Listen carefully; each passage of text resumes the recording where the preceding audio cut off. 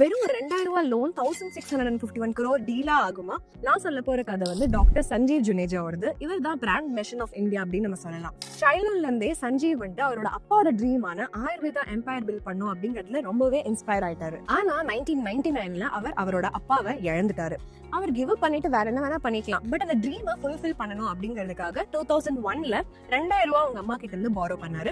சஞ்சீவ் பார்மசியூட்டிகல்ஸ் அப்படிங்கிற ஒரு நிறுவனத்தை லான்ச் பண்ணாரு. இந்தியன் ஹவுஸ் ஹோல்ட் எல்லாத்துலயுமே ஆயுர்வேதா பொருட்கள் இருக்கணும் அப்படிங்கிறதுக்காக 2 வருஷத்துக்கு பர்சனலா வீடு வீடா போய் வித்தாரு. ஒவ்வொரு ரீட்டைலரா கன்வின்ஸ் பண்ணாரு.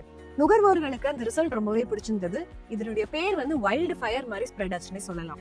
ஃபைனலா 2009ல கேஷ் கிங் அப்படிங்கிற ஒரு ஆயுர்வேதிக் ஹேர் கேர் பிராண்ட வந்து லான்ச் பண்ணாரு. இது ஒரு ஹவுஸ் ஹோல்ட் நேம் ஆயிடுச்சு. ஃபிளாஷியா ஆட்ஸ் இல்ல, கோடியா மார்க்கெட்டிங் ஸ்பெண்ட் பண்ணல, ஜஸ்ட் வேர்ட் ஆஃப் மவுத் ஒரு க்ரோயிங் ட்ரஸ்டும் தான். 2015ல கேஷ் கிங் வந்து 300 கோடி ஆனுவல் ரெவென்யூ லாக் பண்ணாங்க.